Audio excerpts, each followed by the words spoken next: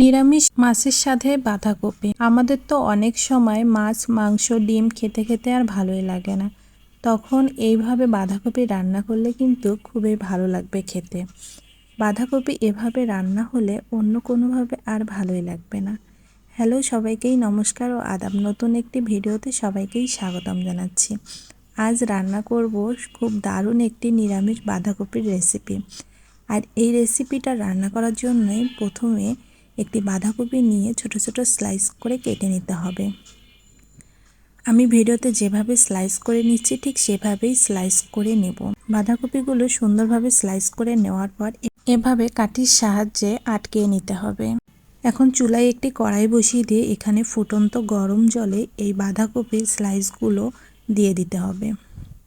আমি এখানে সবগুলো বাঁধাকপির স্লাইসগুলো দিয়ে দিলাম, তার সাথে হালকা একটু লবণ আর হলুদের গুঁড়াও দিয়ে দিলাম, তাতে করে বাঁধাকপির কালারটা অনেক সুন্দর আসবে। 5 থেকে 6 মিনিট পর কড়াইয়ের ঢাকনাটা তুলে একটি জালির সাহায্যে এভাবে আমি বাঁধাকপিগুলো একটি বাটিতে তুলে নিলাম। দেখুন কালারটা কত সুন্দর আসছে। আর এখন আমি এই বাঁধাকপি চুবানোর গোলাটা গুলিয়ে নেব। তার জন্য একটি বোলের মধ্যে হাফ কাপ চালের গুঁড়া, হাফ কাপ ময়দার গুঁড়া, সাথে লবণ, হলুদ দিয়ে ভালো করে প্রথমে মিক্সড করে নেব। ভালো করে মিক্সড করে নেওয়ার পর এখন জল দিয়ে গোলাটা গুলিয়ে নেব। এমনভাবে গোলাটা গুলিয়ে নিব যাতে করে বাঁধাকপির পুরটা সুন্দরভাবে হয়। আমার গোলাটা কমপ্লিট। এখন আমি এই গোলার মধ্যে একটা একটা করে বাঁধাকপির স্লাইসগুলো দিয়ে কড়াইয়ে তেল গরম করে তেলের মধ্যে ছেড়ে দিব। এভাবে আমি সবগুলো বাঁধাকপির স্লাইস তেলের মধ্যে দিয়ে দিয়েছি। কিছুক্ষণ পর এখন একটু উল্টিয়ে দেব। এমনও অবস্থায় সবগুলো একসাথে লাগবে আমি ভেঙে ভেঙে দিচ্ছি। এখন মশলার জন্য মশলার গোলা তৈরি করে নেব। তার জন্য এখানে লবণ, হলুদ, মরিচের গুঁড়া দিয়ে ভালো করে গুলিয়ে নেব মশলাটা। এদিকে আমার বাঁধাকপিটাও অনেক সুন্দরভাবে ভাজা হয়ে গিয়েছে। একটি জালনার সাহায্যে বাঁধাকপিগুলো তুলে নেব। আর সেই তেলের মধ্যে জিরা ফোড়ন সাথে তেজপাতা দিয়ে ফোড়নটা ভালো করে ফুটিয়ে নিয়ে এখানে কিছুটা আলু দিয়ে দিব। আলুগুলো একটু তেলের মধ্যে ভালো করে লাল লাল করে ভেজে যে মশলাটা গুলিয়ে রেখেছিলাম সেই মশলাটা এখন এই আলুগুলোর মধ্যে দিয়ে দেব। দিয়ে একটু নাড়াচাড়া করে আলুগুলো এই মশলাটার মধ্যে ভালোভাবে কষিয়ে নেব, তাতে করে আলুটা অনেকটা সিদ্ধ হয়ে যাবে।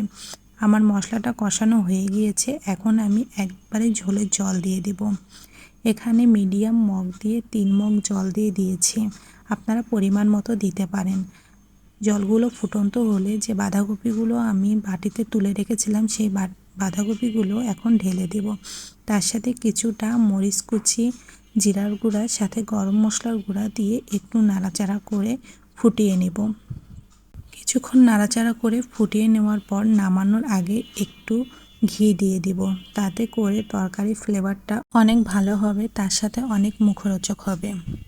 আর কিছুক্ষণ জাল দিয়ে নেওয়ার পর এখন তরকারিটা নামিয়ে নেব।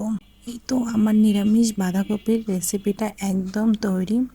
খুব সহজভাবে এই রেসিপিটা রান্না করা যায়। আপনারাও চাইলে ট্রাই করতে পারেন, অনেকটা ভালো লাগবে আশা করি। তো আজকে আমার এই ভিডিওটা কেমন লাগলো অবশ্যই কমেন্ট করে জানাবেন। তার সাথে যারা নতুন তারা প্লিজ আমার পেজে লাইক ও ফলো দিয়ে আমাকে উৎসাহিত করবেন। তার সাথে আমার ইউটিউব চ্যানেলটি সাবস্ক্রাইব করে পাশে বেল আইকন বাটনটি অন করে রাখবেন নতুন নতুন ভিডিও পেতে। ধন্যবাদ সবাই।